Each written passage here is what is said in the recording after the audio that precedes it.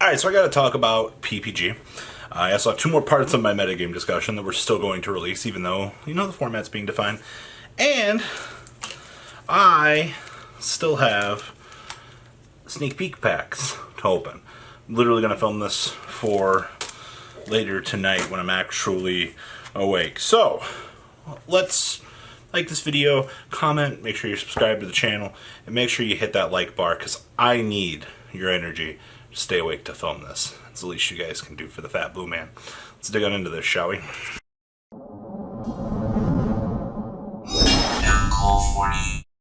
So I played Striker today at Locals. I went 3-1 for Sneak Peek.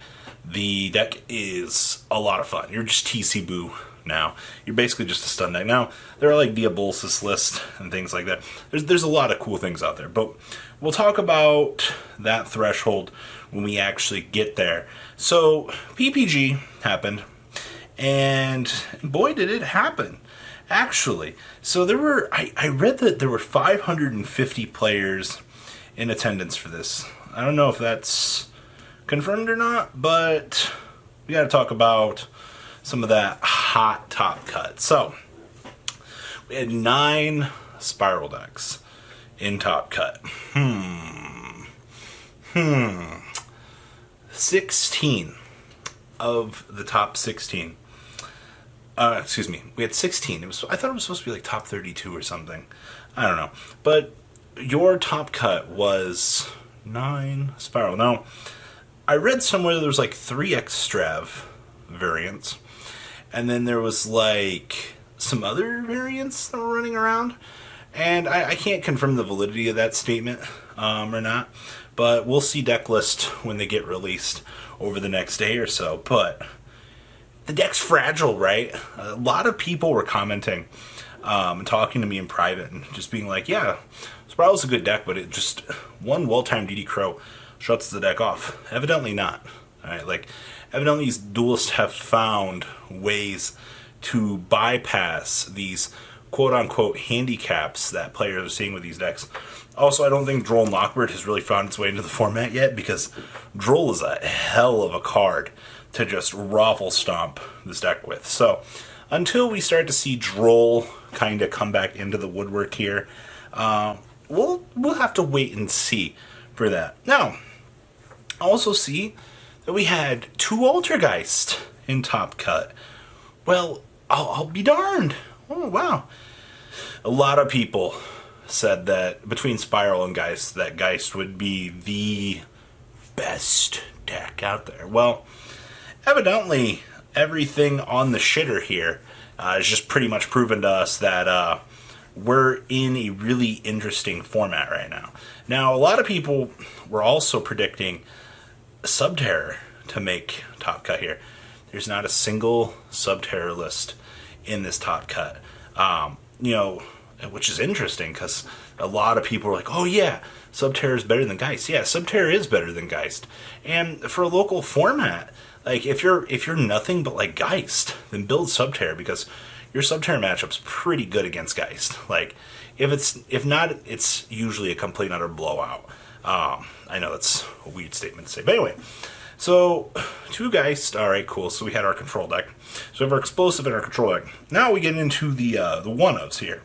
So we have 1 Lunalight deck being piloted, well, okay, it's Lunalight. Like, there's nothing too special to say about this. We just had a regional list, and I'll cover this on Monday or Tuesday, if you guys haven't already seen it. It was playing Dark Magician Souls, Lunalight combo, and the ceiling for this deck, maybe Lunalights are a lot better off than we actually think that they are at the moment. It's definitely interesting, just like seeing the overall potential that Lunalights actually have in today's format. Like, it's kind of crazy. If you're not expecting or wanting to see Lunalight Tiger banned in the near future, I think you're missing something in this format, because Lunalight Tiger is a very troublesome card. Especially for the generic revivability that you get out of this format. You're just like, oh yeah, hey, oh that's it's really cool. Let me just continue to revive and play through my entire combo wombo, and your opponent's just like, what do I do? Like, now, the interesting thing here, we'll talk about the other one here in a second, but Blair Hunter coming through with Cyber Dragon Orcust again. This man is a legend at this point. I am shocked. Blair, you do well every single time, and I don't get it, man. Like, you end up topping every single event. This man had like 4 regional tops last block playing this stupid, weird deck. But here we are. For some reason, he does it. I gotta give it up for Blair. Like, most consistent player next to the Salamangreat player. So, Joe B. I always mispronounce his name, Joe Belugi. But kudos to this man as well. Very, very recognizable name in the community as well. Back from, I believe it was the ARG days, actually. He was the only solid player in Top Cut actually getting the chance to sit at the dinner table and do something. Okay. Alright, so what actually happened to the other good decks here? So our other top contender pick here was Dinosaur. I know a lot of people put Dinosaur in the wild card category in a lot of their metagame discussions because a lot of people just didn't know where to put it, and I was that way too. I was like, no, like this deck is really good. Like, Conductor's a very good card. Overtex is very good for floating, and the deck has good consistency and it can OTK, but it lacks something. It's missing that oomph, it feels. So that was another interesting one. And then the biggest, what in the actual hell is this? And it was Goki. So Goki came out of left field this event. I don't know anything about this deck. I assume that this was a Warrior Toolbox is sold deck where we're playing equips and doing things like that, but really, Goki of all things. Alright.